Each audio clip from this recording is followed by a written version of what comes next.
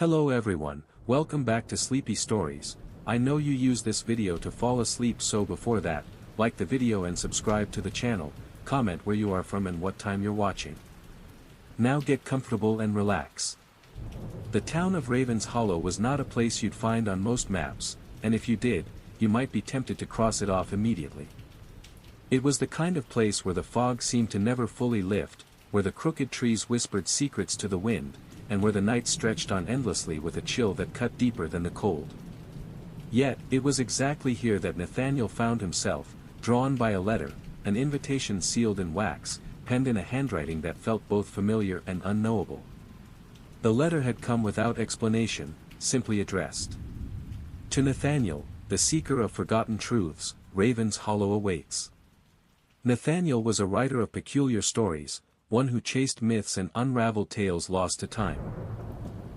He thought himself brave enough to face whatever shadowed corners lay in that forgotten town. But what greeted him at the edge of Ravens Hollow was more than he bargained for. The streets were deserted except for the echo of his footsteps on the cracked cobblestones. Old shops stood shuttered, their windows clouded with dust and time. A church bell tolled mournfully in the distance, though no congregation stirred. The sky hung heavy and bruised, suffused with a violet twilight that never quite turned to night. As he walked, a sense of watching prickled his skin. In the dense fog, shapes shifted, a flicker of movement, a shadow that wasn't his own. He tried to shake the feeling, telling himself it was just the wind, or his imagination. But Ravens Hollow was a town that swallowed reason whole. Nathaniel's destination was an ancient inn at the town's center, known as the Hollow Rest. The sign swung creakily, carved with a twisted tree that seemed to writhe in the fog. Inside, the inn was warmer, dimly lit by flickering candles whose flames bent oddly away from the windows. A woman stood behind the bar, her eyes too bright, her smile too knowing. "Welcome, Nathaniel," she said softly. "We've been expecting you." The air thickened as she spoke, her voice weaving through the silence like silk wrapped in barbed wire. "Many come here searching," she continued, "but few find what they truly seek. You must be cautious. The Hollow remembers, and it does not forgive." Nathaniel's throat tightened. "Why was I invited?" he asked. The woman's gaze flickered to the window, where the fog seemed to press closer. "To remember," she whispered. "To uncover what was buried beneath." She handed him a key, old and cold, the metal worn smooth as if held by many hands before. "Room 7. But beware what you dream."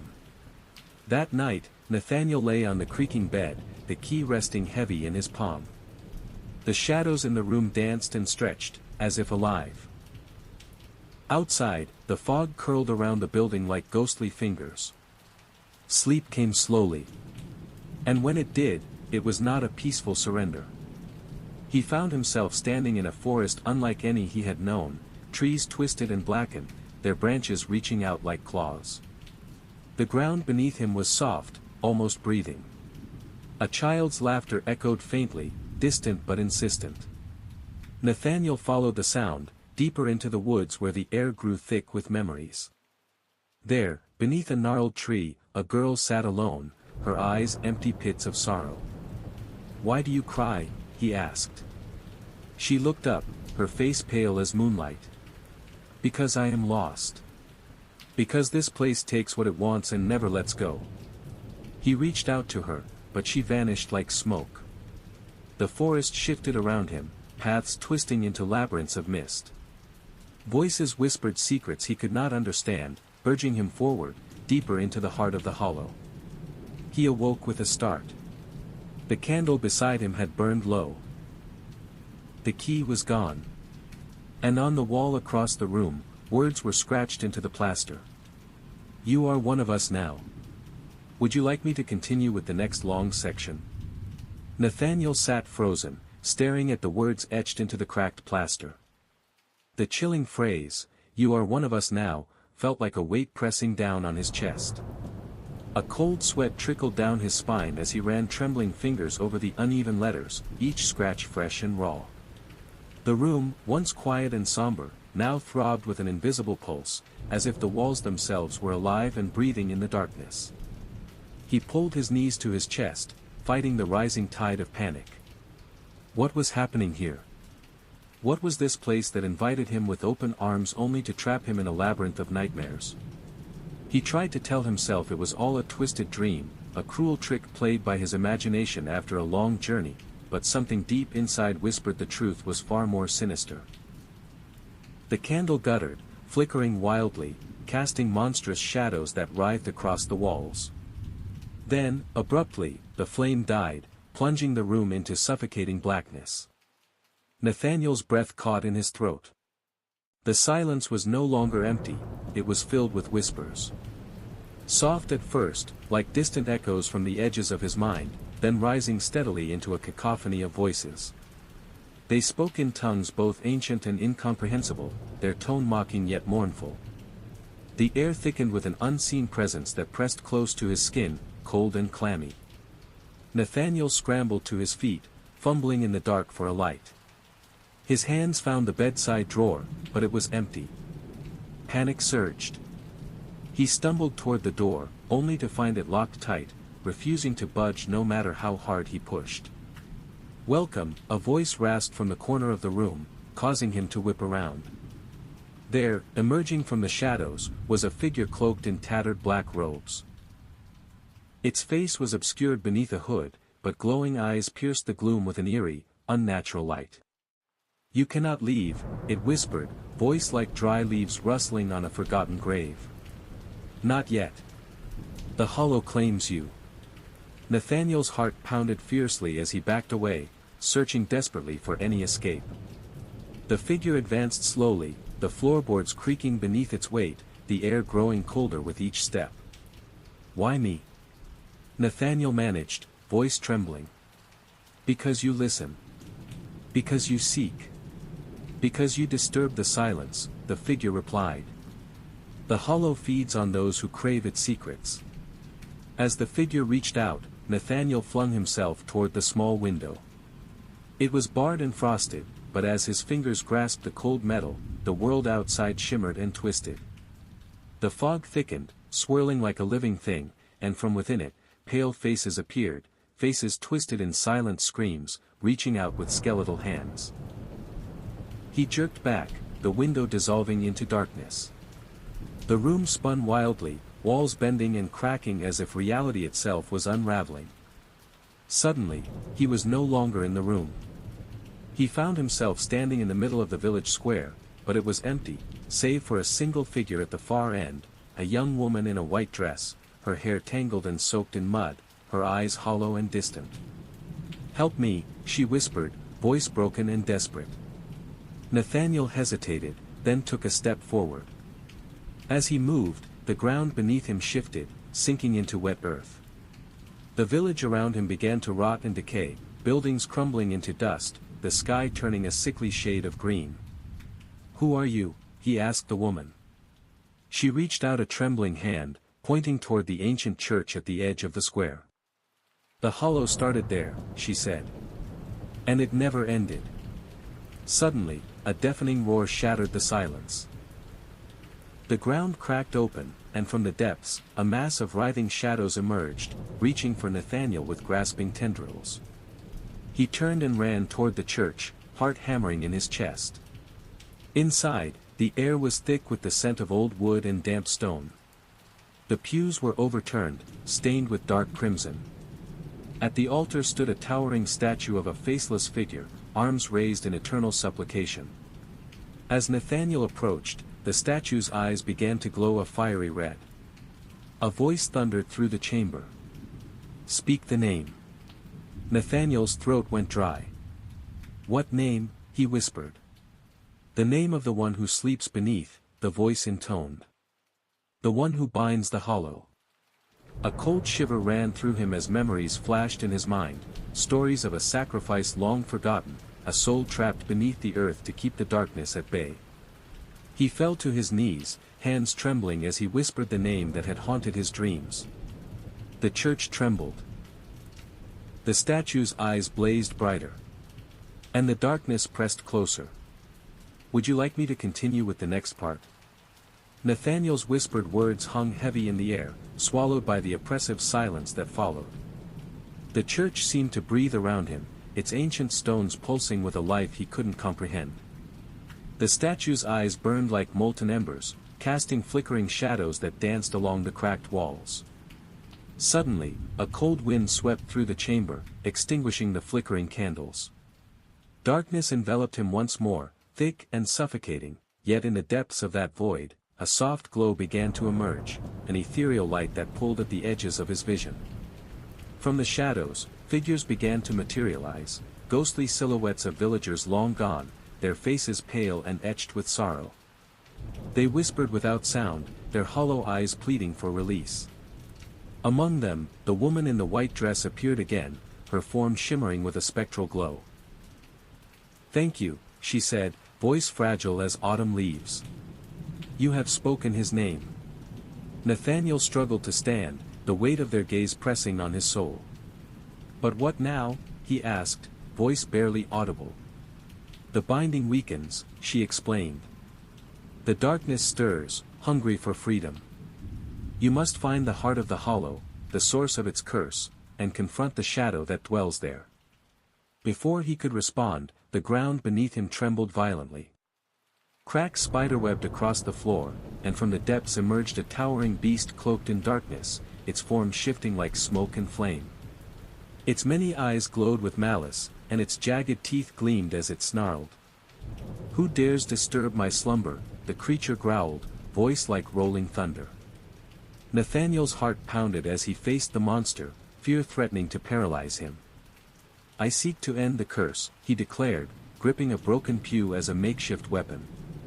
The creature laughed, a sound that chilled his very bones. "You cannot escape the hollow," it hissed. "You belong to it now." Summoning every ounce of courage, Nathaniel charged, swinging the wooden shard. The beast recoiled, and in that moment, the ghostly villagers surged forward, their spectral forms colliding with the shadowy creature, binding it in shimmering chains of light. With a final, anguished roar, the beast dissolved into mist, leaving only silence. The church brightened as sunlight streamed through the stained glass, casting kaleidoscopic patterns across the floor. The villagers smiled, their forms fading peacefully. Nathaniel collapsed, exhaustion washing over him. When he opened his eyes, he was back in his room at the Hollow Rest. The morning sun filtered through the curtains, warm and real. The key was in his hand once more, but now it felt lighter. He knew the Hollow had not been vanquished entirely, but for now, he had bought time. Outside, the fog was lifting.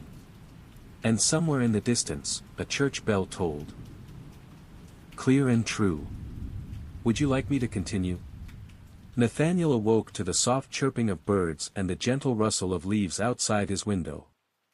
For a moment, the memories of the Hollow's dark grip seemed like a fading nightmare, distant and unreal. But as he sat up, the weight of the key in his palm reminded him that the horrors he faced were very much real, and far from over. He dressed quickly, stepping outside the inn into the crisp morning air. The fog that had cloaked the town was retreating, revealing the weathered buildings and narrow streets of Raven's Hollow. The sun's rays filtered weakly through the gray sky, casting long shadows that hinted at secrets still lurking just out of sight. Nathaniel's mind raced as he considered his next move. The woman in white, the whispered name, the chained beast, they all pointed toward a deeper darkness buried beneath the town. If he was to save Raven's Hollow, he needed answers. He made his way toward the ancient church, its spire piercing the dull sky. The heavy wooden doors creaked as he pushed them open, revealing a sanctuary frozen in time. Dust motes floated in the pale light, and the scent of aged wood and incense lingered in the air. Nathaniel explored the pews, the altar, and the crypt beneath. In a hidden compartment beneath the altar, he found a weathered journal bound in cracked leather. Its pages were filled with frantic handwriting and strange symbols, chronicling the town's descent into darkness and the rituals performed to contain it. One passage caught his eye: the heart of the Hollow lies beneath the well in the forest. Only the brave may face the shadows that guard it. Speak the name to bind the darkness, but beware, the hollow tests the soul. With renewed determination, Nathaniel set out for the forest, following a narrow path lined with twisted trees and thorny underbrush. The sun dipped lower, shadows stretching as he ventured deeper into the woods. At the center of a clearing stood an ancient stone well, its rim cracked and covered in moss. A chilling breeze whispered from its depths, carrying voices that seemed to call his name. He knelt beside the well, peering into the abyss. The darkness below was impenetrable, yet he felt a presence waiting, watching. Drawing a deep breath, Nathaniel spoke the name once more, his voice steady despite the cold that seeped into his bones. The ground trembled as the well shuddered, and a figure emerged, a shadowy form, shifting and flickering, neither wholly human nor beast. "You seek to end the hollow," the creature hissed. "But first, you must prove your heart." The forest around him dissolved into a maze of memories, visions of sorrow, fear, and loss. Nathaniel found himself reliving moments from his past, each more painful than the last. The hollow fed on his fears, testing his resolve. But with each memory, he grew stronger, facing the shadows with unflinching courage. Finally, the maze gave way, and Nathaniel stood before the creature once more. This time, the darkness recoiled. "You have passed," it whispered, fading into the night. The forest brightened as the first stars appeared, and a sense of peace settled over the clearing. Nathaniel returned to Raven's Hollow, knowing the battle was far from over but feeling the light of hope kindle within him. "Would you like me to continue?" Nathaniel's footsteps echoed softly along the empty streets of Raven's Hollow as he made his way back toward the Hollow Rest. The town, once shrouded in an impenetrable fog, now seemed to breathe with a tentative life. The pale moon hung low, casting a silver glow over weathered rooftops and crooked chimneys, as if watching silently over the fragile peace. Though his heart was heavy with the weight of what he'd witnessed, Nathaniel felt a strange calm settle within him. A fragile hope that the curse might be broken. Yet, as he approached the inn, a lingering unease prickled at his skin, reminding him that the hollow's shadows were never far away. Inside the warm glow of the common room, the innkeeper waited. Her eyes, still sharp and knowing, met his with a quiet question. "Did you find it?" she asked, voice like a soft breeze. Nathaniel nodded, placing the worn journal and the key gently on the wooden table. "The heart of the hollow lies beneath the well. I spoke the name, faced the darkness, but I don't think it's truly over." The innkeeper's smile was thin, almost sad. "It never is. The hollow feeds on those who enter, on their fears and regrets. It binds itself to their souls." Suddenly, a cold gust swept through the room, snuffing out the candles and plunging them into darkness. The air grew thick, heavy with whispers and distant cries. Nathaniel's breath hitched. "What now?" From the shadows, the woman in the white dress appeared once more, her spectral form flickering like a candle in the wind. "The hollow will test you again," she said softly. "You must decide if you will fight it, or become part of it." The walls of the inn seemed to dissolve around them, replaced by a swirling void of mist and shadow. Nathaniel found himself standing alone on a narrow bridge suspended over an endless abyss, the wind howling like lost souls. Ahead, a figure waited, tall, cloaked, with eyes glowing like embers. "Choose," the figure intoned. "Surrender and become one with the hollow, or stand and face the eternal night." Nathaniel's heart pounded as he stepped forward, the abyss yawning beneath him. The weight of the key in his hand was no longer just a reminder, it was a symbol of his will to resist. "I choose to fight," he declared. The bridge trembled, shadows clawing at his feet, but Nathaniel held firm. The glowing figure nodded, a trace of respect in its eyes. With a sudden rush, the mist parted, and Nathaniel was back in his room at the Hollow Rest. The first rays of dawn spilled through the window, warm and golden. The curse of Raven's Hollow was still alive, but so was his resolve. He closed his eyes, letting exhaustion claim him at last, ready to face whatever nightmare might come next. "Would you like me to continue?" Nathaniel awoke to a silence heavier than before, the air thick with an unsettling stillness that pressed against his skin. Outside, the dawn was breaking, yet the town of Ravens Hollow lay shrouded in a pale mist that curled through the empty streets like ghostly fingers. The morning light seemed weak, as if struggling to pierce the shadows clinging stubbornly to the earth. Determined to uncover more about the curse that bound the hollow, Nathaniel wrapped his coat tightly and stepped outside. The chill of the early morning seeped into his bones, but he pressed onward, following a path toward the town's old cemetery. A place whispered about in fearful tones, where the lost souls of the hollow were said to wander. The wrought iron gates creaked open with a groan, revealing rows of crooked headstones and tangled underbrush. A low fog rolled between the graves, and the scent of damp earth and decay filled the air. Nathaniel's footsteps faltered as a faint melody drifted from the far end of the cemetery, a lullaby, sweet and haunting, sung by a voice that seemed both distant and near. Drawn toward the sound, he moved deeper among the stones, passing names etched long ago, some worn beyond recognition. Shadows shifted at the edges of his vision, and fleeting glimpses of figures vanished as quickly as they appeared. At the heart of the cemetery stood a large mausoleum, its door ajar and revealing darkness within. The lullaby grew louder, echoing from the depths, and Nathaniel steeled himself before stepping inside. The chamber was cold and silent, save for the soft singing. Moonlight filtered through a cracked stain. Enyo replied. About the hollow, about this town. She nodded slowly. I am Elara. I was once like you, a seeker of answers. But the hollow doesn't give up its secrets easily. Elara reached into her cloak and produced a delicate silver locket, its surface etched with strange symbols. This belonged to my daughter, taken by the darkness long ago. The hollow feeds on pain and sorrow, but it can be weakened by memories of love and hope. Nathaniel took the locket, feeling a warmth spread through his fingers. How do we stop it? She looked toward the doorway, eyes filled with both fear and determination. There is a ritual, old as the town itself. To perform it, you'll need to gather 3 relics, a token of sacrifice, a symbol of faith, and a memory of joy. Only then can the hollow be sealed.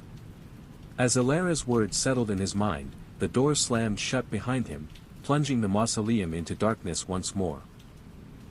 Nathaniel's journey was far from over, but now he held a fragile hope, a chance to finally end the curse and free the lost souls trapped in Raven's Hollow. Would you like me to continue? Nathaniel's fingers tightened around the silver locket, its cold weight grounding him amidst the encroaching darkness.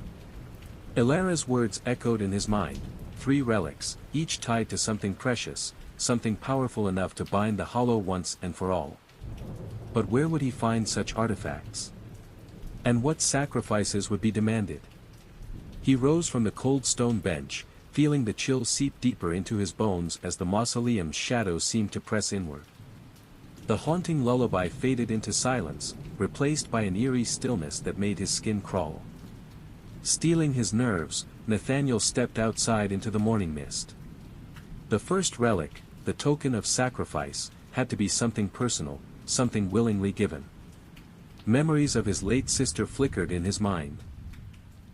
Her favorite necklace, the tiny silver charm she wore close to her heart before she disappeared. He'd never told anyone what happened to it, keeping it hidden in a small wooden box beneath his bed. Determined, Nathaniel made his way back to the hollow rest, the fog swirling around him like restless spirits. The inn was quiet, the innkeeper was nowhere to be seen, as if she too had vanished into the shadows. His room was just as he left it, except for a faint chill lingering in the air. Under the bed, his fingers brushed the worn wooden box. He opened it slowly, revealing the delicate necklace, its silver chain tarnished, but the charm still gleaming faintly. Taking a deep breath, he clasped it tightly and whispered a silent promise, for the hollow, for the town, for those lost. Next, the symbol of faith. Nathaniel recalled the chapel's altar, where he'd found the hidden journal. Within those pages were sketches of an ancient amulet, said to have belonged to the town's founding priest, a cross entwined with ivy, a symbol of unwavering faith even in the darkest times. He returned to the church just as twilight began to drape the sky in shades of purple and blue. The building was colder now, the stained glass windows casting fractured colors onto the dusty floor. Guided by memory, he found a loose stone beneath the altar. His hands trembled as he pried it free, revealing the amulet nestled within, a heavy silver cross wrapped delicately in green ivy. With 2 relics in hand, Nathaniel felt the weight of his quest settle deeper. Only one remained, a memory of joy. But how does one capture a memory? A moment? A feeling? As he left the church, the wind whispered through the trees, carrying a faint laughter that tugged at his heart. It was a child's laughter, pure and bright. He followed the sound to the edge of the forest, where a small clearing lay bathed in moonlight. There, a weathered swing swayed gently, though no breeze stirred. Closing his eyes, Nathaniel reached into the depths of his mind, searching for a memory untainted by fear or sorrow, a moment when happiness had been simple and true. He saw his childhood home, summer spent running through sunlit fields, the warmth of his mother's smile, the sound of his sister's laughter. That memory blossomed within him, glowing brighter than any darkness. When he opened his eyes, the clearing seemed to pulse with life, the shadows retreating. The hollow had tested him, but he had found his strength. Clutching the relics, the necklace, the amulet, and the light of memory, Nathaniel prepared to face the final ritual, knowing that whatever awaited, he would not face it alone. Would you like me to continue? Nathaniel stood at the edge of the clearing, the 3 relics heavy in his hands. The necklace, the amulet, and the memory of joy he held deep within his heart. The night air was thick with anticipation, and the forest around him seemed to hold its breath, waiting for what would come next. He began the ritual exactly as Alara had instructed, arranging the relics in a circle on the soft earth. The silver of the necklace caught the moonlight, reflecting faint beams that danced among the trees. The amulet lay across from it, its ivy leaves glinting with an otherworldly sheen. Nathaniel closed his eyes and reached inward, summoning the warm memory of his childhood laughter, letting it flood his being. Softly, he spoke the ancient words Alara had taught him, the language twisting on his tongue like a forgotten melody. As the final syllable left his lips, a sudden gust swept through the clearing, extinguishing the moonlight and plunging the woods into utter darkness. The air grew cold, the earth beneath him trembling. From the shadows, the hollow emerged. A swirling mass of darkness and despair, tendrils reaching out like claws. Its voice was a chorus of lost souls, a chilling symphony of pain and regret. "You cannot bind me," it whispered, voice echoing from every direction. "I am the hunger, the fear, the forgotten sorrow." Nathaniel's heart pounded, but he stood firm. The relics began to glow, first faintly, then with brilliant light that pushed against the darkness. The necklace shone with the purity of sacrifice, the amulet radiated unwavering faith, and the memory of joy blazed like a beacon in the night. The hollow recoiled, shrieking as the light burned away its shadows. The forest trembled, leaves and branches caught in a fierce wind that seemed to roar with the voices of those long lost. Suddenly, the darkness cracked like shattered glass, and a wave of light burst forth, washing over the clearing and seeping into every corner of Raven's Hollow. The oppressive weight that had hung over the town lifted, replaced by a serene calm. Nathaniel collapsed to his knees, breathless but victorious. The hollow was sealed, for now. As dawn broke, painting the sky with hues of gold and rose, Nathaniel looked toward the horizon with hope. The town would heal, and its secrets would fade into memory. But deep in the shadows, a single ember of darkness glowed faintly, a reminder that some nightmares never fully die. Would you like me to continue? As the first light of dawn stretched across Raven's Hollow, the town seemed to awaken from a long, troubled sleep. Windows caught the sunlight, casting warm glimmers onto cracked sidewalks, and the heavy fog that had lingered for weeks finally began to lift. Birds chirped tentatively in the trees, their songs tentative yet full of promise. Nathaniel rose slowly from the clearing, the relics now silent in his hands, their power spent but their purpose fulfilled. He felt the exhaustion seep into his muscles, a weariness born not just of the physical journey but of the emotional weight he carried. Yet, beneath it all, a flicker of peace had taken root. He made his way back toward the heart of the town, where the streets once held shadows but now seemed to pulse with a fragile light. Shops were opening, the faint murmur of voices stirring the air as townsfolk emerged from their homes, blinking in the gentle morning sun. At the hollow rest, Nathaniel paused. The inn's windows were clean, the door ajar as if inviting him back. Stepping inside, he found the innkeeper waiting, her eyes softer now, carrying a quiet gratitude. "You did it," she said simply, a smile touching her lips. Nathaniel nodded, holding out the locket, the amulet, and the memory he had nurtured. "It's over. The Hollow's curse is broken." For a moment, silence filled the room. Then, from the corner, a faint sound, soft laughter, bright and clear, echoed. Nathaniel's heart leapt. It was the sound of hope, of life returning to a place long shadowed by despair. The innkeeper's eyes glistened.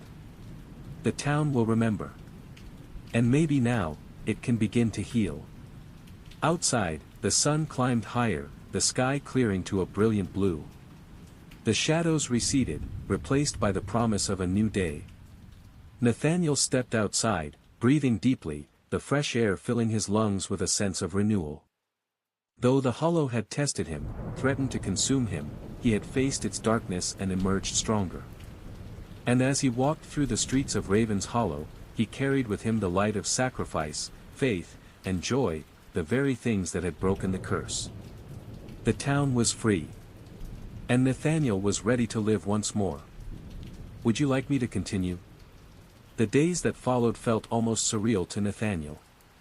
Raven's Hollow, once a town trapped in an endless twilight of fear and sorrow, slowly began to breathe again. The fog that had hung like a shroud lifted entirely, revealing colors and life that had been hidden for so long. Flowers bloomed in cracked garden beds, and children's laughter echoed where silence had reigned. Nathaniel walked the streets, observing the changes, not just in the town, but in its people. Faces that had been drawn and weary now held sparks of hope. Old wounds seemed to ease, and stories of nightmares faded into whispers. Yet, despite the newfound light, Nathaniel remained vigilant. He knew that darkness, though weakened, still lingered. The faint ember that pulsed beneath the surface of the hollow was a reminder that some shadows never fully vanish. One evening, as the sun dipped low and painted the sky in fiery hues, Nathaniel found himself drawn to the edge of the forest once more. The trees stood tall and silent, their branches swaying gently in the breeze. Here, in the stillness, he felt the pulse of the land, the heartbeat of the hollow. He closed his eyes, listening to the rustling leaves, the distant hoot of an owl, the whisper of the wind through the branches.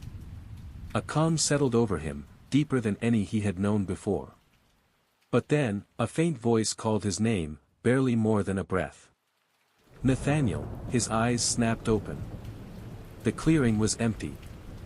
Only the locket, now dull and cold, lay on the ground. A chill ran down his spine.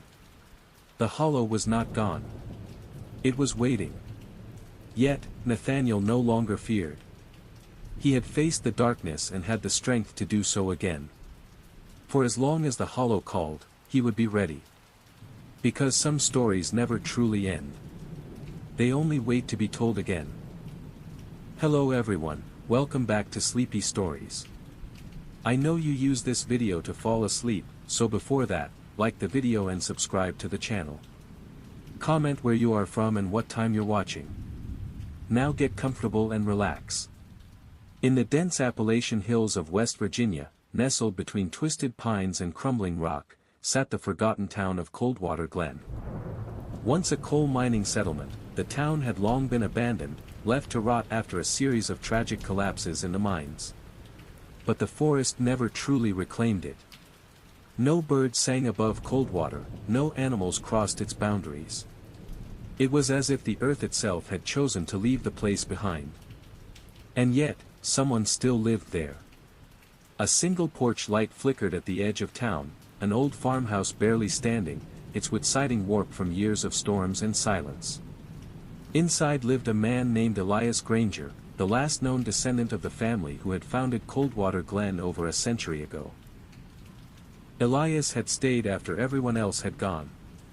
People whispered about him in nearby towns, claiming he talked to the trees, that strange sounds came from his land at night, and that sometimes, you could see someone standing behind the curtains, someone who wasn't Elias. But the man himself never came to town, and nobody dared go to him. Until Mara Caldwell arrived. She was a documentary filmmaker, drawn to Coldwater Glen not by folklore but by an old journal she'd found at a library auction in Charleston. The leather-bound book was brittle with age, its pages filled with erratic handwriting and disturbing sketches, mouthless figures, maps of tunnels with no end, and a line repeated over and over. The voices below are growing louder. It had belonged to a miner named Reuben Granger, Elias' grandfather, and the final entry ended mid-sentence, the ink dragged across the page as if the book had been ripped from his hands. Mara was no stranger to ghost stories, but this one gnawed at her. She felt a pull, not just curiosity but something deeper. Like the town wanted her there. Needed her. So she packed her gear and headed into the mountains, ignoring the gas station attendant's warning and the trucker who crossed himself when she said where she was going. By sunset, she reached Coldwater Glen. The road ended just before the town, the gravel turning to cracked asphalt swallowed by moss. Old buildings leaned against each other like drunks trying not to fall. Their windows were all broken, except for the house at the far end. The one with the porch light on. She parked and stepped out, her boots crunching on the brittle grass. The air was strangely still, no breeze, no insects, just the faint creak of trees in the distance. She raised her camera, recording as she walked toward the house.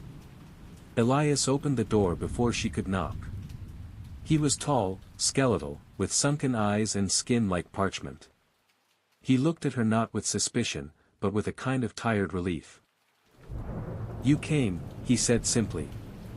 Mara blinked. "You were expecting me?" "No. But the Hollow told me you'd arrive tonight." She frowned. "The Hollow?" He stepped aside, motioning her in. "It's easier if I show you. Would you like me to continue the story?" Mara stepped into the house, her camera still recording, the red light blinking as she crossed the threshold. The interior was dim, lit only by a few oil lamps that cast long, trembling shadows against the walls. Dust danced in the air like ash, and everything smelled of old wood, damp earth, and something else, something faintly metallic and wrong. The walls were lined with framed photographs, dozens of them. Most were faded almost to blankness, but some still held the shape of people, coal miners in grimy overalls, women in prairie dresses, children with hollow eyes that seemed to follow her. She lowered her camera. "Where is everyone?" Elias didn't answer right away. He led her down a narrow hallway, his steps nearly silent despite the warped floorboards. "They're still here," he said finally. "Just not the way you're thinking." They stopped at a door at the end of the hall. Elias pulled an old iron key from his pocket and unlocked it. Inside was a small room, completely bare, save for a trapdoor in the floor. Mara frowned. "What is this?" "The mine," Elias said. "What's left of it?" She stared at him. "You have a mine entrance under your house. It was built this way for a reason. To contain it." Mara felt her skin prickle. "Contain what?" Elias turned to her, and for the first time, his expression shifted from weary to grave. "The Hollow," he whispered. "It lives in the dark. And it remembers." He knelt and pulled the trapdoor open. Cold, damp air rushed out, smelling of iron and rot. The blackness below was thick and absolute. Mara hesitated. "What exactly is the Hollow?" Elias didn't move from the trapdoor. "It's what took the miners. My grandfather, he heard it first. They all did." A voice calling from the deep tunnels. Soft at first. Gentle. Then, angry. He looked up at her, eyes haunted. They went down there with picks and lights. Only their screams came back. Mara swallowed hard, her instinct to run clashing with her obsession to understand. You said it told you I'd come. Elias nodded. It doesn't just speak through tunnels anymore. It's been waiting. You might be the last chance we have. Me? She laughed, hollowly. I'm just a filmmaker. Elias stood. Not anymore. And with that, he descended into the black. Mara stood at the edge of the trapdoor, staring down into the abyss. The cold air wrapped around her legs, and in the depths, she thought she heard something, a distant whisper. Calling her name. Against every instinct, she stepped down into the dark. The trapdoor creaked shut behind her. The steps were narrow and slick with moisture, carved from the rock generations ago. Mara descended slowly, flashlight trembling in her grip, the beam barely slicing through the pitch around her. She could no longer hear Elias's footsteps ahead, only the drip of water somewhere far below, and that constant, low whisper, like breath brushing against her ears from every direction. Her camera hung useless at her side, the lens fogged over in the oppressive damp. She'd stopped recording. Something about the silence around her made her feel like the story had moved beyond footage. This was no longer about documenting. This was about surviving. After what felt like hours, the stairs ended. The cavern opened into a wider tunnel supported by rotted wooden beams and frayed lengths of rusted cable. The walls were lined with the scars of picks and the handprints of miners long gone, the indentations so deep it looked as if some had tried to claw their way out. Mara called out, her voice trembling. Elias? No answer. Just the echo of her voice bouncing down the stone corridor, stretching into the infinite dark. She moved forward, light catching on collapsed carts and shattered lanterns. The whispering had changed now. It wasn't general murmurings, it was words. Distinct. Human. Help us. I can't feel my hands. Cold, so cold. Then. Mara. She froze. That one had come from ahead. She picked up her pace, careful not to trip over debris. The tunnel twisted left, then plunged deeper. As she descended, the air grew heavier, thicker, like something was pressing down on her chest. Her flashlight flickered, once, twice, and then died completely. In the dark, she heard the breathing. Close. Wet. Inhuman. A hand touched her shoulder. She turned, but nothing was there. Nothing she could see. Suddenly, the tunnel exploded in light, blue, pale and flickering like fireflies. Dozens of figures stood silently around her. Miners. Or what was left of them. Their skin hung in translucent sheets, their eyes sunken and lidless. Their mouths were sewn shut, yet the whispers continued, pouring from them like smoke. They didn't move. They only stared. Behind them, a shape began to form, a mass of twisting black tendrils, crawling down from the ceiling like roots through stone. It pulsed with a slow rhythm, like a heart made of ash and nightmares. The hollow. It didn't speak, not directly. But Mara felt it in her bones, in her blood. It pressed into her mind with images of the past, men screaming in the dark, being dragged into the tunnels, buried alive, devoured. Then it showed her herself, standing at the edge of the abyss, arms open. It wanted her to join them. But then. Mara. Elias burst into the chamber from another tunnel, his lamp swinging wildly. The hollow recoiled from the light, the tendrils retreating like worms into cracks. The spirits faded into mist. Elias grabbed her wrist. We have to move. Now. She stumbled after him as the cavern began to rumble, stone groaning with ancient pain. Behind them, the whispers rose into wails. They ran deeper, Elias guiding her through a network of passages until they reached a narrow chamber, its walls etched with runes, a circle of broken stones in the center. He slammed the gate behind them. Panting, Mara leaned against the wall. What was that? Elias knelt, placing his lantern in the circle. The hollow feeds on sorrow. It traps souls and grows stronger with each one it devours. My grandfather tried to bind it. Failed. But you.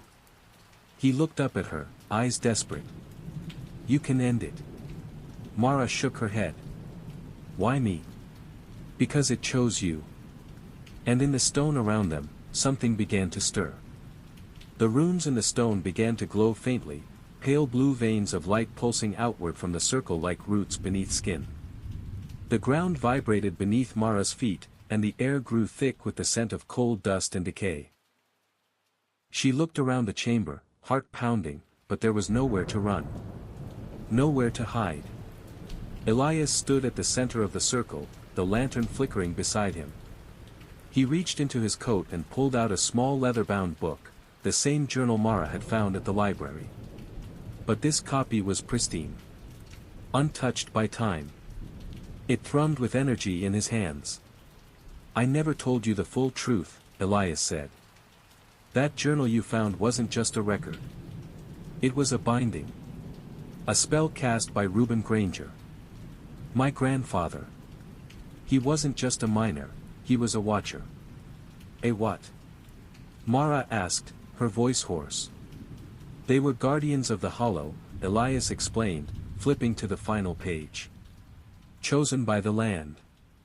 Gifted with the burden of holding it back. Each watcher passed their duty on through bloodlines. My grandfather was the last to try. He looked at her. Until you. Mara's mouth went dry. I'm not related to you.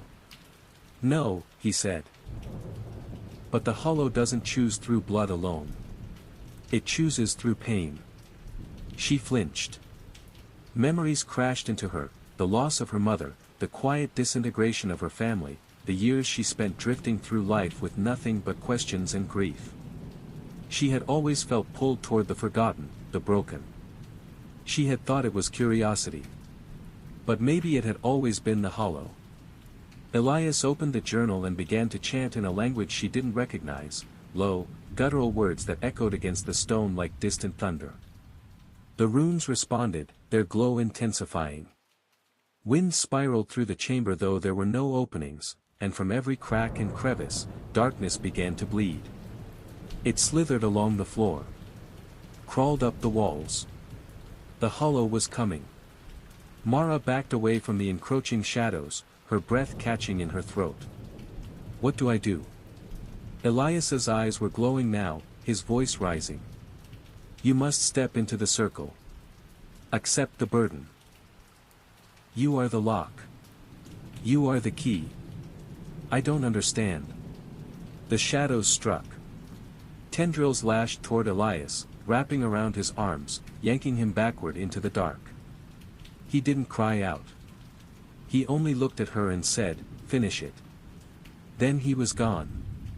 Mara stood frozen, the lantern flickering wildly beside her. The journal lay on the stone, pages fluttering in the unnatural wind. The hollow spoke, not in words, but in raw, twisting emotion. It offered her escape. Forgetfulness. Peace. All she had to do was step away. But in her heart, she felt the truth. If she left now, the hollow would rise. It would consume Coldwater Glen, spread through the hills, and whisper into the ears of the broken and grieving until the world was nothing but silence and stone. She picked up the journal. The words on the page shifted, becoming legible in her own handwriting. Her own voice whispered through the chamber, carried on the wind. To bury the dark, you must first walk within it. Mara stepped into the circle. The shadows screamed. As soon as Mara's foot crossed into the circle, the runes ignited like fire in the stone, casting a white-blue blaze across the chamber. The darkness shrieked, recoiling like a wounded animal. The shadows that had coiled and slithered around the edges of the walls thrashed violently, striking at the invisible barrier the circle had drawn. Mara stood at the center, the journal in her hands, pages glowing with symbols she now understood, words not of the tongue, but of the soul. They pulsed with memory, each letter a feeling, a wound, a moment in time stitched together by pain and sacrifice. The hollow circled her now, a massive presence just outside the light. She couldn't see it fully, only suggestions of a shape, a colossal being made of smoke, ash, and something far older than death. Eyes blinked open and shut in its form, hundreds of them, all watching her with a kind of hungering curiosity. "You are not fear," Mara whispered. "You are what feeds on it." The hollow surged against the light, testing the edges of the circle. It pressed close, and Mara felt it again, images shoved into her mind, the same way it had reached into the miners. Visions of a world swallowed whole. Cities sunken into black tunnels. Children walking into woods and never returning. The earth cracking open like an egg to reveal a second, darker earth beneath it. And always, the whisper. "You don't belong. You never did." But this time, Mara didn't flinch. She raised the journal above her head and began to chant, not Elias's words, not Reuben's. Her own. They came not from study, not from knowledge, but from the deepest recess of her pain. The moments she'd never spoken aloud. The nights she'd wanted to vanish. The mornings she had forced herself to keep breathing. Every word she spoke was a memory, and with each one, the light grew stronger. "I was 13 when I found her," she said, voice cracking. "Cold. Alone. I never told anyone what it looked like." The hollow screamed. "I didn't go to the funeral. I couldn't. I ran instead. I ran for 10 years. The ground shook. The runes split and reformed, brighter now, like lightning had been poured into stone. I came here because I thought it was a story. But I was looking for this.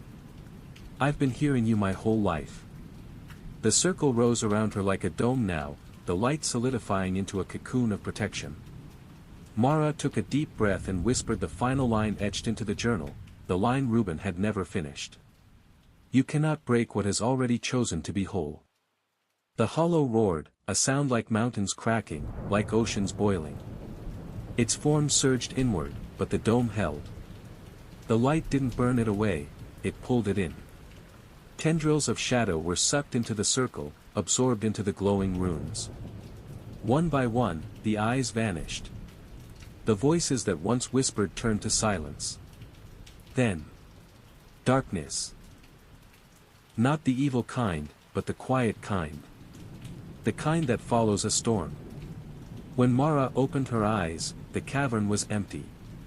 The circle had vanished. The journal had turned to ash in her hands. And she was alone. But she felt no fear. No weight. The air was clean. The mine, for the first time in 100 years, was still. She climbed back up through the tunnels, lantern in hand.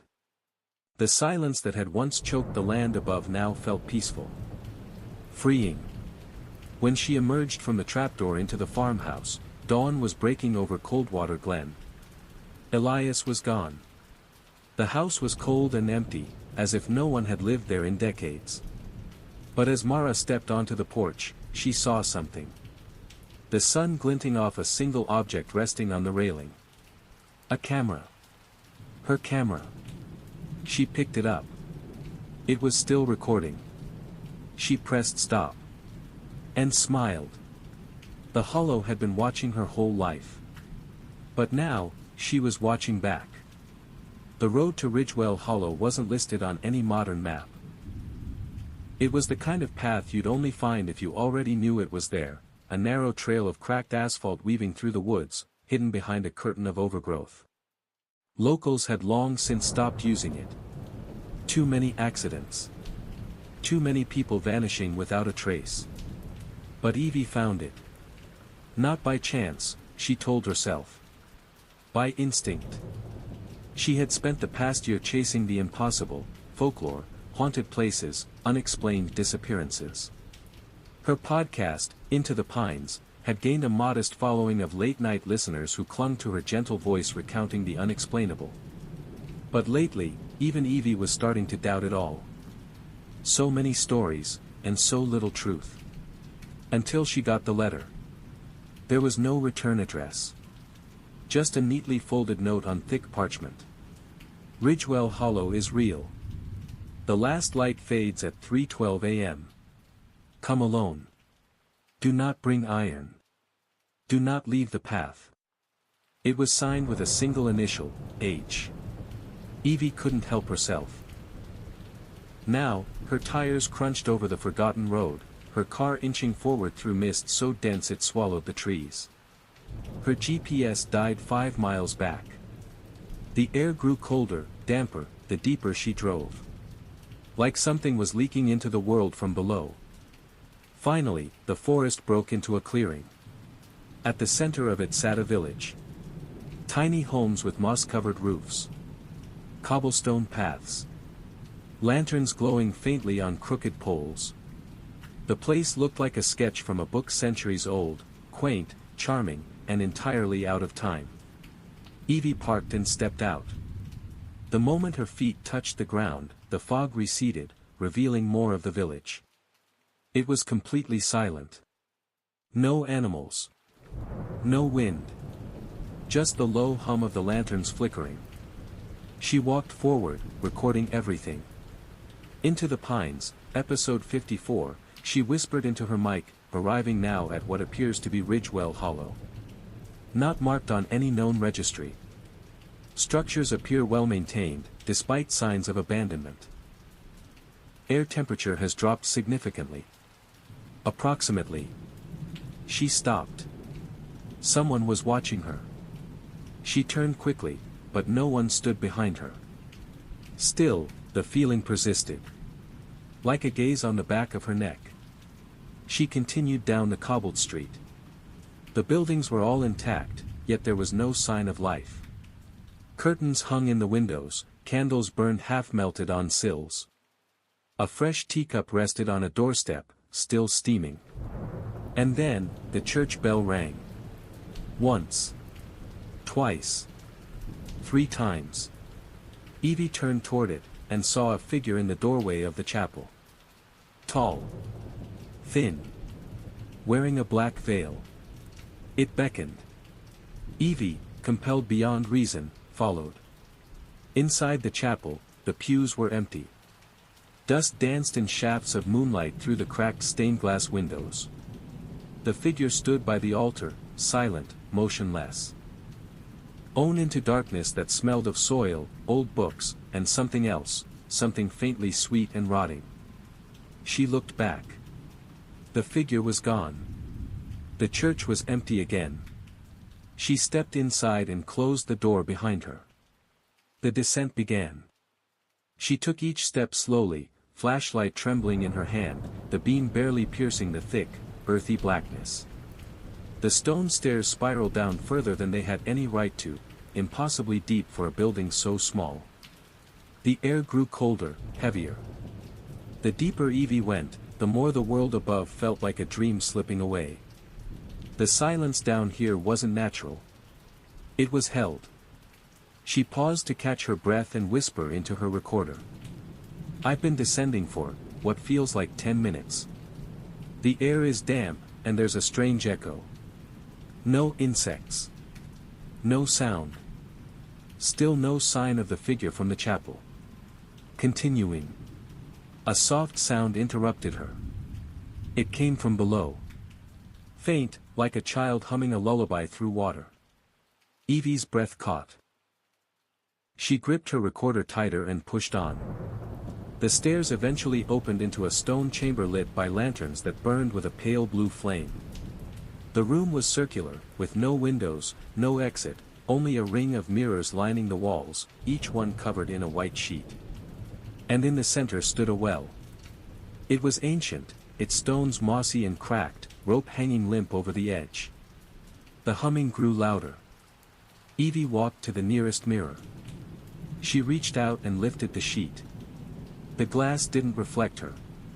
Instead, it showed a version of the room behind her, but it wasn't empty. In the mirror, the chamber teemed with figures, tall, hunched shadows with two long limbs, clustered in corners, clinging to the walls, staring directly at her. Evie spun around. Nothing. She turned back to the mirror. The shadows were closer. Another mirror creaked nearby, its sheet shifting. Evie stumbled backward, nearly tripping into the well. The humming stopped. For a heartbeat, the silence returned. Then came a whisper, from the well. It was her own voice. Episode 55. Ridgewell Hollow, the mirrors show what's beneath, don't look too long. She hadn't said those words. Not yet. She stepped closer to the well, knees shaking, and looked down. There was no bottom. Just swirling dark water far below, and within it, flashes of faces, her own among them, screaming silently. Suddenly, a rope jerked beside her. Something was coming up. Evie backed away. The crank spun slowly, creaking with ancient tension. The bucket rose inch by inch. Water dripped from it. Then, a hand flopped over the rim. Pale. Human. But wrong. Its fingers bent the opposite direction. Evie turned to run, but all the mirror sheets were gone. And in every reflection, the chamber was crowded with figures now standing right behind her. Yet in the real room, it was still empty. Except, a voice whispered directly behind her ear. You looked. She screamed and bolted up the staircase, her flashlight beam slicing through the dark. But the stairs weren't the same. They twisted the wrong way. Spiraled in reverse. Her steps didn't echo anymore. They whispered. She didn't stop running until the stairs vanished entirely beneath her feet. She fell. She hit the ground hard, hard enough to knock the air from her lungs and rattle her bones, but not hard enough to break anything. Not physically. The flashlight flickered. Then died. Her recorder lay beside her, cracked but still whispering with faint static. Evie groaned, reaching for it. When her fingers brushed the side, it flared to life, her own voice playing back to her, except it wasn't anything she had recorded. Don't trust your eyes down here. The hollow likes to wear your face. Her skin crawled. She sat up, heart pounding, blinking into the thick dark. The space was different now. No more stone. The ground beneath her felt soft, like loam or wet moss. The air smelled of mildew, old metal, and something coppery. She stood slowly, her fingers brushing walls made of wood. Planks. Damp. She was in a corridor. Long and narrow. No light. No sound. Only her breath. And footsteps. Not hers. Evie held her breath.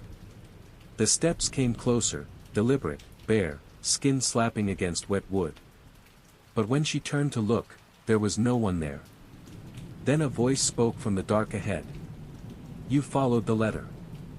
You followed the path. Now follow the cost. She spun her recorder up, voice trembling.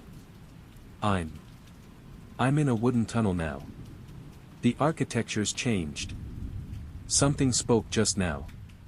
It wasn't human. At least, she cut off. A figure appeared ahead of her. A man. Or what used to be one. He wore a miner's uniform soaked in something thick and black.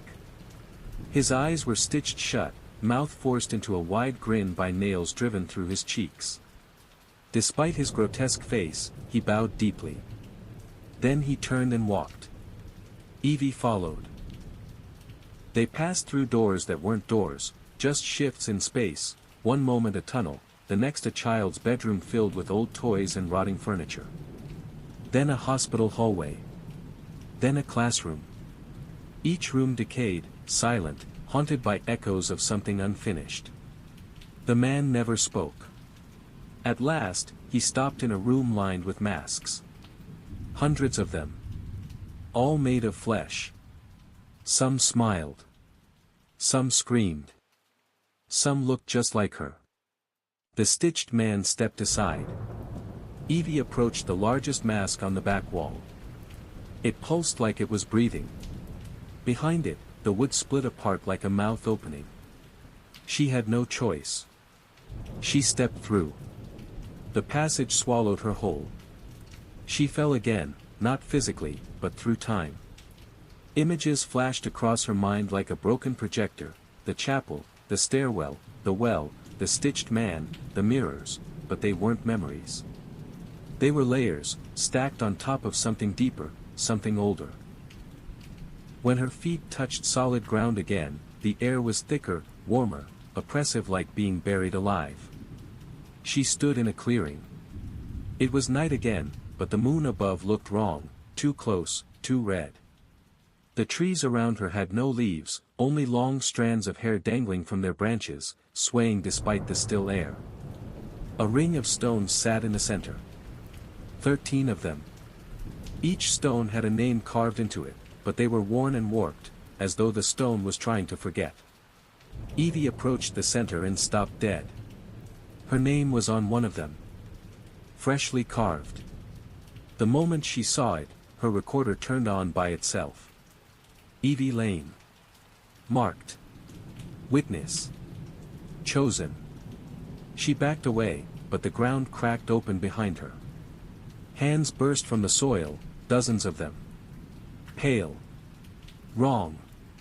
Twitching. Then came the choir, low, gurgling voices rising from the earth. The hollow remembers. The hollow remembers. The hollow remembers. Evie turned and ran. Through the clearing, past the trees, back into the impossible woods. The branches clawed at her skin, pulling at her clothes like they were alive. The forest twisted in ways that defied geometry, paths looping into themselves, sky blinking in and out like faulty light.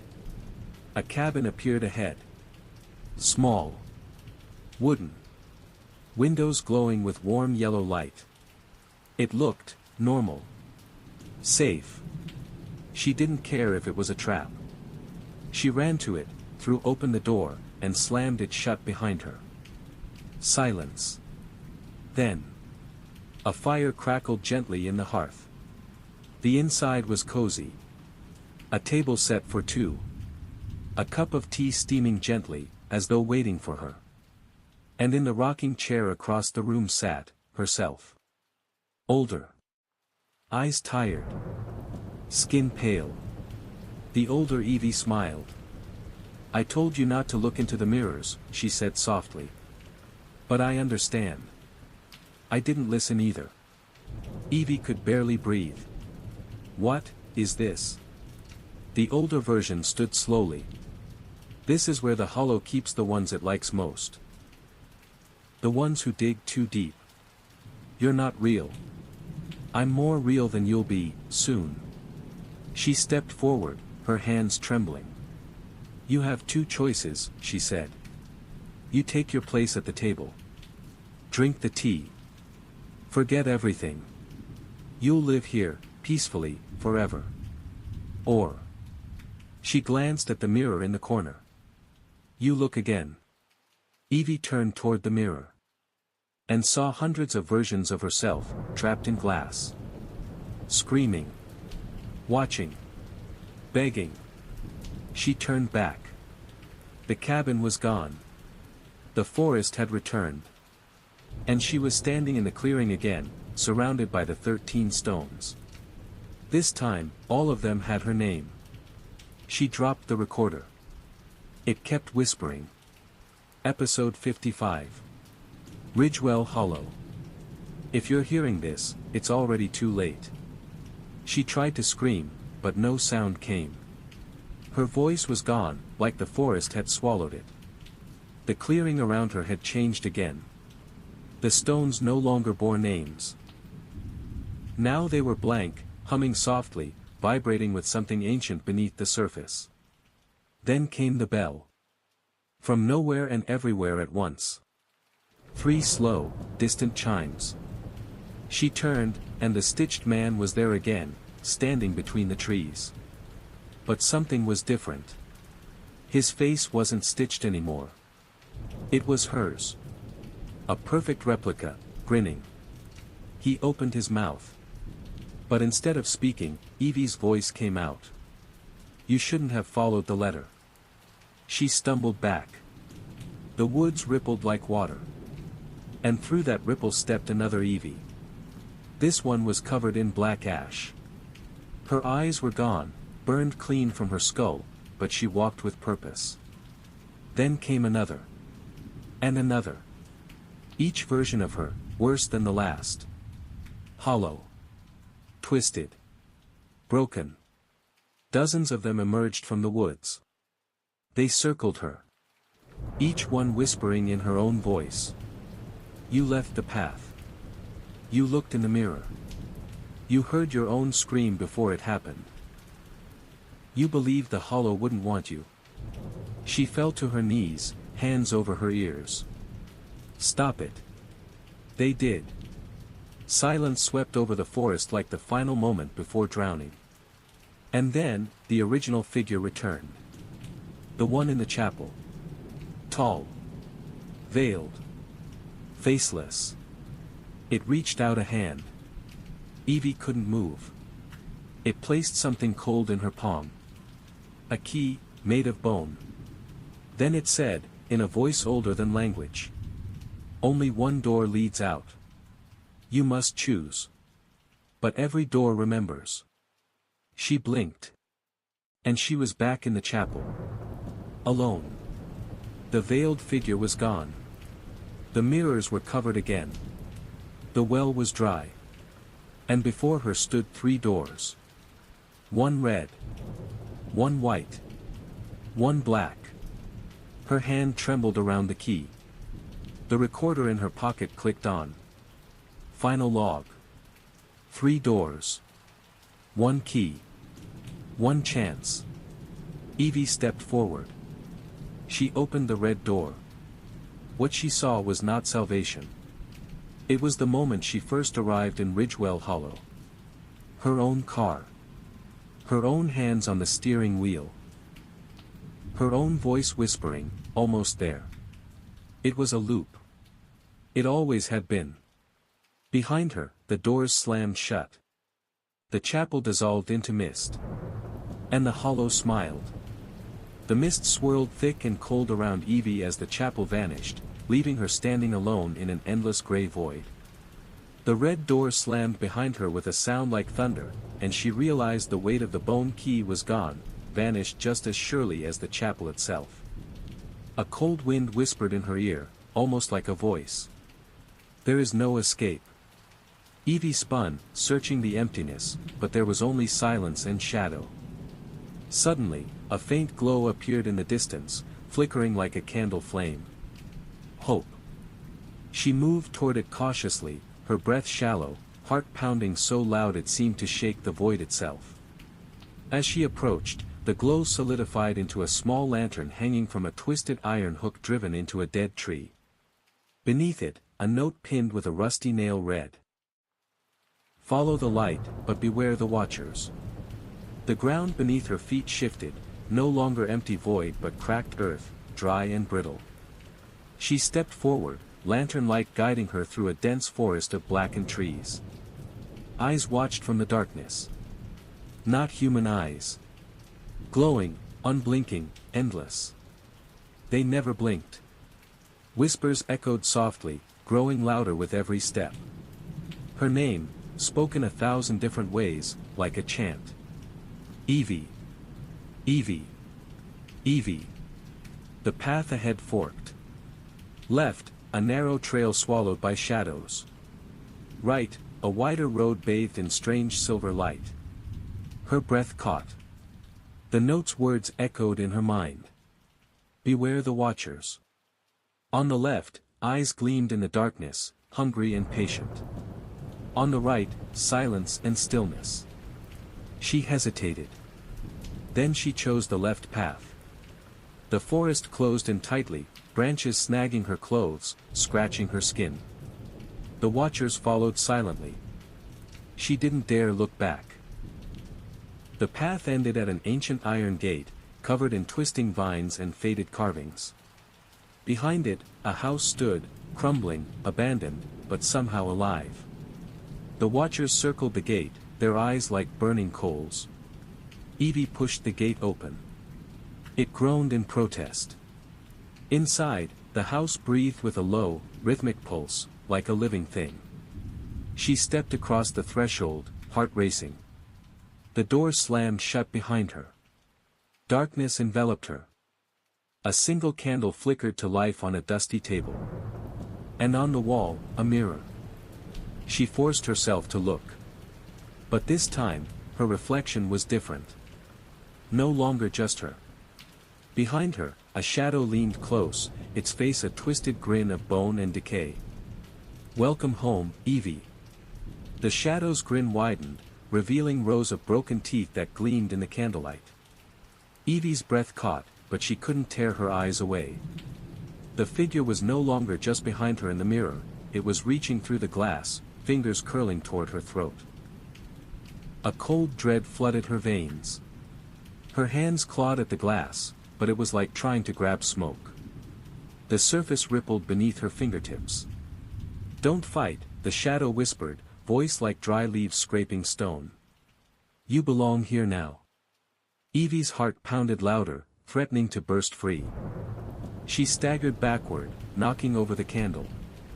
Flames licked the darkness, casting grotesque shadows that danced on the walls. The mirror shattered with a deafening crack, shards raining like deadly glass. For a moment, silence. Then a chilling laugh echoed from every corner of the house, low, cruel, ancient. Evie ran through the twisting hallways, the air thick and suffocating. Doors slammed shut as she passed. The walls seemed to pulse and breathe, closing in. She heard footsteps behind her, slow, deliberate. Not human. Her footsteps echoed, faster and faster, but she knew she was running in place. The house was a maze with no exit. Suddenly, she burst into a room bathed in cold moonlight. In the center stood an old rocking chair, swaying gently despite no breeze. On the chair sat a small, cracked porcelain doll. Its eyes flickered open, glowing with the same bone-white light as the shadow. The doll's lips parted in a silent whisper. Evie froze. Then the doll spoke in her voice. "You can't leave. Not yet." The room began to twist and warp, the floor melting into darkness. Evie dropped to her knees, tears streaming down her face. "Please," she whispered. "Let me go." The doll smiled. And the house swallowed her whole. The darkness pressed down like a heavy weight, swallowing Evie whole. She felt herself falling, deeper than the earth, past roots and bones, into a vast void where time lost all meaning. Suddenly, she landed on cold stone, hard and unyielding. Around her stretched a cavern, vast and echoing, lit only by faint, flickering torchlight that seemed to come from nowhere. Voices whispered in the shadows, soft, mournful, and yet filled with menace. Evie struggled to stand, her legs weak. The bone key still rested cold in her palm, its weight a reminder she wasn't truly free. Ahead, a figure emerged, tall, robed in tattered black, its face hidden beneath a deep hood. The figure raised a pale, skeletal hand and pointed to a circle of ancient stones carved with strange symbols. "This is the Hollow's heart," the voice said, echoing through the cavern like a funeral dirge. "Here lies the secret you sought, and the price you must pay." Evie's eyes darted around. The stones began to glow faintly, pulsing with a sickly green light. "Step into the circle, Evie Lane," the figure commanded. "Accept the Hollow's truth." Her breath caught. She hesitated, the weight of every choice crashing down on her. The shadows pressed closer, whispering. "Choose, or be chosen." With trembling steps, she crossed into the circle. The ground shuddered beneath her feet. The glowing symbols burned bright, searing into her skin like cold fire. Visions flooded her mind, endless corridors, mirrors cracking open to reveal horrors, voices of those lost to the hollow crying out. Then, the figure's voice again. The hollow is not a place, but a curse. It is the hunger for what should remain forgotten. Evie gasped. The cavern walls faded. She was back in her own body, in her own room. Sunlight filtered softly through the curtains. The recorder lay on her bedside table, silent. For a moment, she thought it was over. But then, from the shadows, a faint whisper. Until next time, Evie. The whisper lingered in the air, a soft breath brushing against her skin like a spider's web. Evie's eyes snapped open, but the room was still, familiar, mundane, yet the shadows seemed deeper, darker than before. She sat up slowly, heart hammering, sweat slick against her skin. The sun was rising, casting pale light across the room. Everything looked normal, but something inside her had shifted. Her phone buzzed on the nightstand. A message from an unknown number. The hollow watches. You are not safe. Her hands trembled as she picked up the device. No reply. Just the ominous warning. Evie stood, pacing the room, the bone key still cold and heavy in her pocket. It was no longer just a key, it was a tether, a link to a place she wished she had never discovered. A knock sounded at the door. Slow. Deliberate. She froze. The knocks continued, 1, 2, 3. Her breath caught as the door creaked open on its own. No one was there. But on the floor lay a small, cracked mirror, the same glass from the cabin. Evie stared down at it. The surface shimmered, and for a fleeting moment, she saw her reflection, but with hollow eyes, a twisted grin, and the stitched man standing behind her, silent, watching. Her phone buzzed again. Another message. You belong to the hollow now. Panic surged through her veins. Evie grabbed the mirror and dashed outside, clutching it tightly. The neighborhood was quiet, the streets bathed in early morning light. But the shadows in the corners of her vision twisted unnaturally, writhing like living things. She knew the hollow was no longer just a place. It had followed her home. And it was waiting. The morning sun felt like a weak shield against the creeping darkness inside her. Evie hurried down T. Ominous doors. Suddenly, the mirror clouded over, and a figure appeared, the veiled one, faceless, stretching a hand toward her.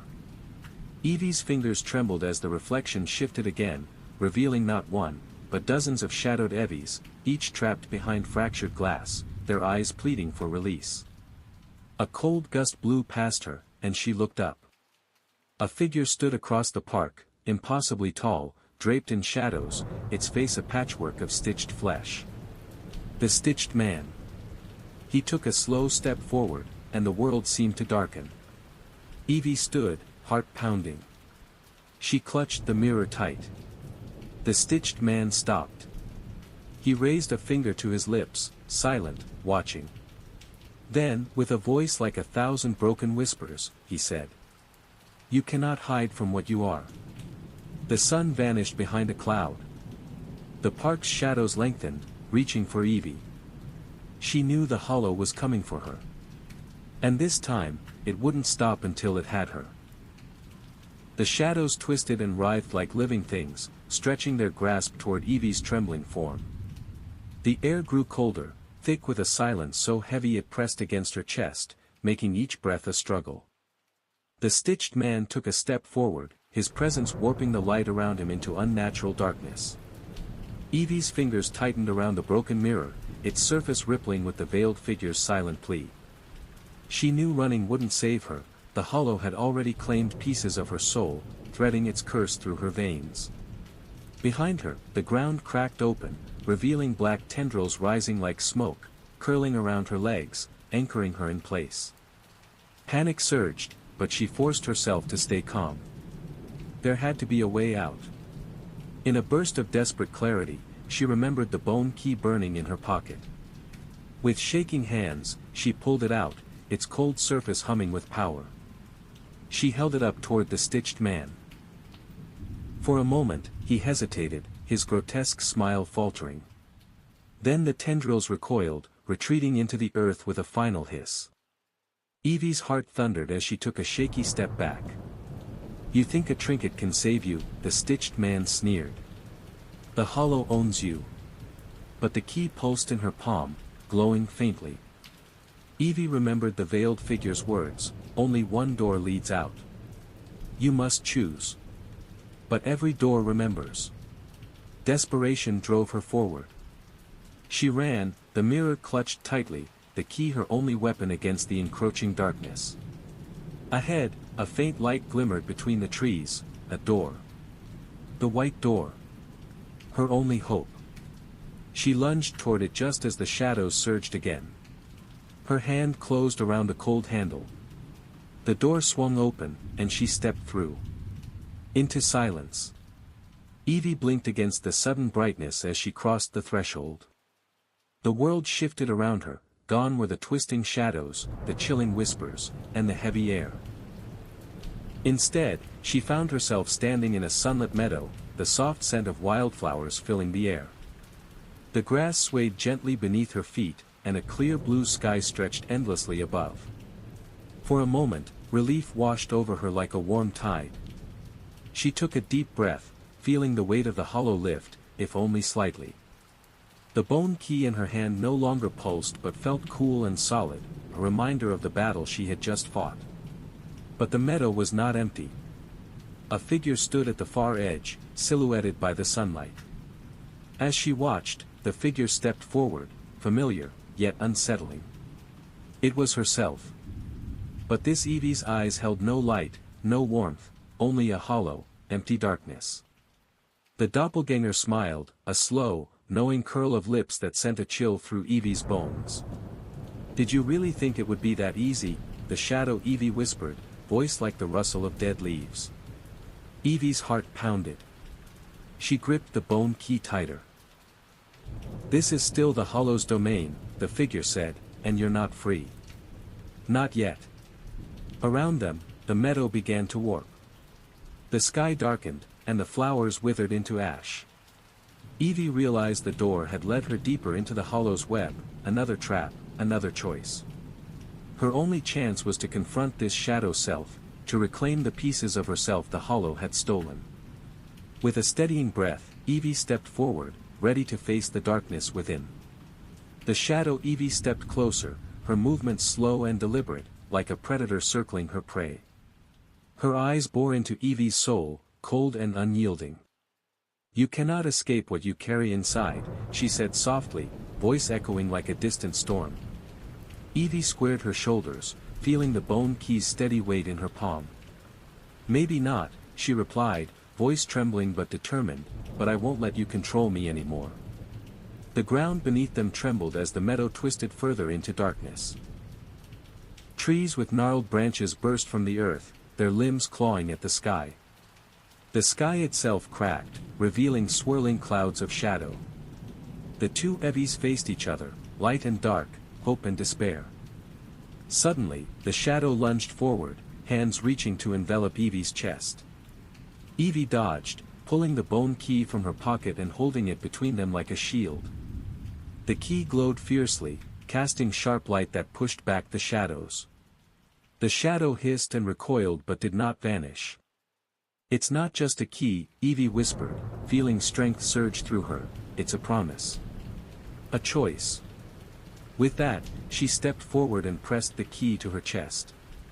A warmth bloomed inside her, spreading like fire through cold veins. The shadow screamed, a sound like tearing fabric, and began to dissolve into wisps of smoke and broken glass. Evie fell to her knees, breath ragged, tears mixing with the ashes of her darkness. But the meadow softened again, colors returning, the sun piercing through. She was alone, but whole. The hollow's grip was broken, at least for now. Evie looked up at the sky, whispered, "I am not afraid." And for the first time since the nightmare began, she believed it. Evie stayed kneeling in the meadow, the warmth of the bone key still pulsing gently against her chest. The air was crisp, filled with the scent of earth and new beginnings, but deep within her, a small knot of unease remained. The hollow's shadows might have been pushed back, but she knew better than to think it was truly gone.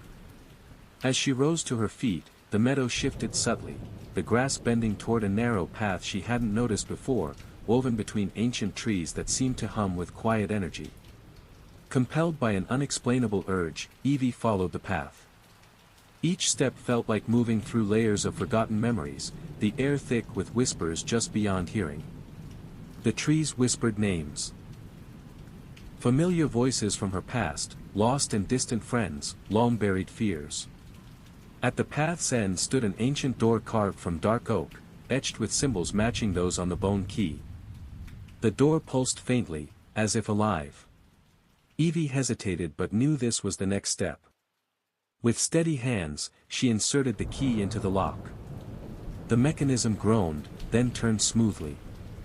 The door swung open, revealing a vast chamber bathed in cold, silver light. Inside, the walls were lined with countless mirrors, each reflecting a different version of herself, the girl before the hollow, the frightened girl in the cabin, the strong survivor in the meadow. But one mirror at the far end was cracked and darkened, its surface rippling like disturbed water. A voice echoed from the chamber's depths, "To be free, you must face the deepest truth." Evie stepped toward the cracked mirror, heart pounding. As she looked into it, the surface shimmered, revealing scenes she'd buried. Choices made, moments of doubt, pain she'd never acknowledged. The reflection shifted, morphing into the stitched man's twisted grin. Her breath caught. The hollow was not just a curse outside her, it was sewn into her soul. To truly escape, Evie would have to confront not just the darkness around her, but the darkness within.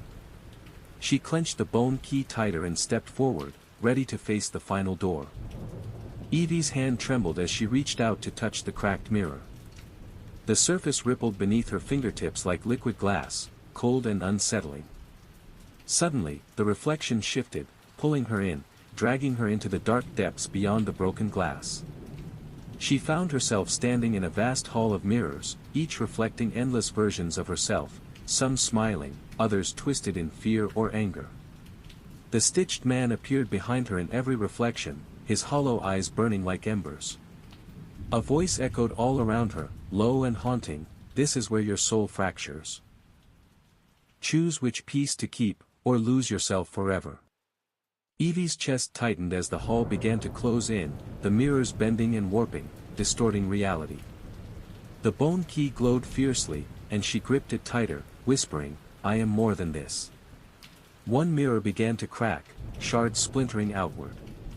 From it stepped a figure, not the stitched man, but a radiant, glowing version of herself, eyes filled with warmth and courage. "Fight," the bright Evie urged. "You are not alone." With renewed strength, Evie pushed through the swirling darkness, smashing mirror after mirror with the key's light, breaking the hollow's hold piece by piece. As the last mirror shattered, the hall exploded into light. Evie gasped, finding herself back in the meadow, the morning sun warm on her face. The hollow's whispers had finally faded. Evie stood in the meadow, the sunlight warm against her skin but feeling unfamiliar, as if the world around her had been rewritten. The oppressive weight of the hollow's darkness had lifted, yet a small voice deep within her warned that this peace was fragile. As she looked down at the bone key, now dull and lifeless, she realized its purpose had been fulfilled, but her journey was far from over. From the edge of the meadow, a soft rustling drew her gaze. The trees swayed gently, and from the shadows emerged a figure cloaked in white, soft, shimmering fabric that fluttered like mist. It was the veiled figure, but now her face was visible, kind eyes, calm and steady, filled with ancient wisdom. "You have broken the hollow's chains," she said softly, "but the darkness still lingers in places unseen. Your soul bears scars that will take time to heal." Evie nodded, exhaustion and relief mingling in her chest. "What happens now?" The veiled figure smiled faintly. "Now, you must rebuild. Find the light within and share it, so the hollow can find no foothold in you or others." With a gentle touch, she placed a hand on Evie's forehead. Warmth spread through her, mending unseen wounds. The meadow blossomed anew, flowers of every color blooming around them. Evie felt hope rise inside her, a promise of dawn after endless night. She turned toward the path that had brought her here, ready to return to the world, stronger, braver. And as she walked, the hollow's whispers faded into silence. Evie's footsteps echoed softly along the winding path leading out of the meadow. The vibrant flowers swayed gently in the breeze, their colors vivid against the fading shadows that clung to the edges of her mind. Each step felt lighter, as if the burden of the hollow's grasp was slowly loosening its grip. The veiled figure had vanished as mysteriously as she had appeared, leaving Evie alone but not afraid. The bone key, now cold and inert, rested in her pocket, a reminder of the trials she had faced and overcome. As she walked, memories flooded back. Faces of friends, laughter from days before the darkness, promises whispered under starry skies. She realized that the hollow wasn't just a force outside herself, but the shadows of doubt and fear that lived within every heart. A gentle breeze carried a soft melody, a distant lullaby that seemed to come from the trees themselves. It wrapped around her like a comforting embrace, soothing the restless ache in her soul. Ahead, the forest thinned, revealing the familiar outlines of her town bathed in golden afternoon light. The sounds of life, children's laughter, the distant hum of voices, welcomed her home. Evie paused at the edge of the woods, taking a deep breath. The journey had changed her, the darkness had tested her, but it had also revealed her strength. With a determined smile, she stepped forward, ready to face whatever awaited beyond the trees. For the hollow was gone, and she was free. As Evie crossed the threshold between the woods and the familiar streets of her town, she felt a strange mixture of comfort and unease. The sun bathed the houses in a warm glow, and children played freely in yards, their laughter light and carefree. But beneath that cheerful veneer, she sensed a quiet tension, a lingering shadow she couldn't yet name. Her footsteps slowed as she passed the corner store, where a few neighbors gathered, their faces etched with worry. Whispers stopped abruptly as they noticed her approaching. The town, once so full of life, now felt like it was holding its breath. Evie's heart pounded. She wanted to believe the hollow had vanished completely, but something told her its influence still lingered, subtle and insidious. She decided to visit her childhood home, hoping to find some anchor in the familiar. As she pushed open the creaking door, a rush of memories, both sweet and painful, washed over her. The worn furniture, faded wallpaper, and the scent of old wood welcomed her like a ghost of the past. But in the quiet of her room, she noticed something unsettling, a small, dark stain on the floor, shaped like a twisted handprint. Her breath caught. The hollow's mark. It was a reminder, although she had escaped the worst of its grasp, the darkness had left its mark, a seed that could grow again if she wasn't vigilant. Determined, Evie reached into her pocket and grasped the bone key. Though cold, it still felt like a talisman of hope. She whispered to herself, "This is not the end. It's only the beginning." Evie's eyes lingered on the twisted handprint, the stark black stain spreading like a shadow beneath the worn floorboards. Her fingers brushed against the bone key in her pocket, seeking its faint reassurance. Though the key's glow had faded, its presence was a tether, a reminder of the battles fought and the strength she still carried. She knelt carefully, tracing the edges of the stain with a trembling fingertip. The darkness beneath the wood seemed to pulse, as if alive, whispering secrets she could almost hear but not quite grasp. A chill ran down her spine, and the room seemed to contract, walls closing in with suffocating silence. Suddenly, a soft voice broke the stillness, barely audible but unmistakably real. "Evie." Her heart jumped. The voice was distant yet intimate, like a memory calling from deep within. "Evie, you cannot hide from what lives in the shadows." She spun around, searching the dim room, but found only her reflection in the cracked mirror hanging on the wall. Her own eyes stared back, wide, wary, yet determined. Shaking off the fear, she rose and crossed to the window, pulling aside the curtain. The street outside was bathed in twilight, and the world seemed calm, almost too calm. But in the fading light, she saw figures moving, silent shapes lurking just beyond the street lamp's glow. Evie's breath caught. The hollow was not done with her or the town. Steeling herself, she whispered, "If the darkness wants to return, I'll be ready." That night, she prepared, lighting candles, setting charms, and holding the bone key close as she settled in to face whatever nightmares might come. Because in the battle between light and dark, courage was the only weapon that truly mattered. The night deepened around Evie's house, shadows stretching long and restless across the walls. Outside, the silent figures watched from the edges of the street, their eyes like faint embers in the dark. Evie sat by the flickering candlelight, the bone key resting on the table before her, its surface cold but steady. Her thoughts raced, memories of the hollow, the stitched man, the mirrored halls, all weaving into a tapestry of fear and resolve. She knew that the darkness fed on doubt, and she refused to give it that nourishment. Suddenly, a soft knock echoed at the door. Evie's pulse quickened. No one visited at this hour. She moved cautiously, each step heavy with tension, and opened the door just a crack.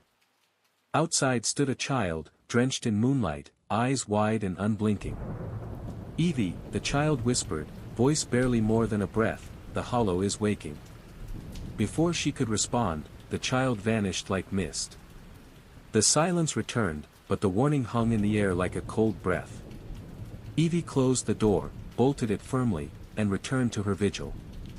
She whispered a promise to herself: she would not let the hollow claim her town or her soul. As the candles flickered low, she braced for the long night ahead, knowing this battle was far from over. The hours crawled by like shadows themselves, creeping and twisting through Evie's small home. The flickering candlelight cast dancing shapes on the walls, each one a silent reminder of the darkness that stalked just beyond the glass. She sat by the window, bone key clutched tightly, eyes sharp despite the exhaustion pressing on her lids. Outside, the night was thick with silence, but Evie knew it was a fragile calm. The hollow had stirred, drawn by the flicker of hope she carried. The stained handprint on her floor was a mark, a warning that the darkness was not easily banished. Determined to end this once and for all, Evie rose and stepped into the cool night air. The town was deserted, shadows pooling in every corner. She moved with purpose, heading toward the ancient oak tree at the edge of the forest, the place where the hollow's curse had first taken root. As she reached the towering tree, the air grew colder, the shadows deeper. The ground beneath her feet seemed to pulse with a dark energy, the earth whispering forgotten secrets. Evie pulled the bone key from her pocket, its surface now glowing faintly, a beacon in the encroaching gloom. With a deep breath, she pressed the key into a hidden hollow in the tree's bark. A low rumble echoed through the air as the ground trembled. From the roots, tendrils of shadow erupted, writhing like serpents, reaching for her. Evie stood firm, heart pounding, and spoke aloud, "You have no power here. Your reign ends tonight." The bone key flared with brilliant light, blinding and pure. The shadows recoiled, shrieking in fury as they dissolved into the night. A final burst of light exploded from the tree, washing over the town like dawn breaking after a long, cruel night. When the glow faded, the handprint stain on Evie's floor was gone. The hollow's darkness had been banished, for good. Evie smiled, exhaustion and relief flooding her. She had faced the deepest shadows and emerged whole. As the first rays of morning warmed her face, she whispered, "I am free."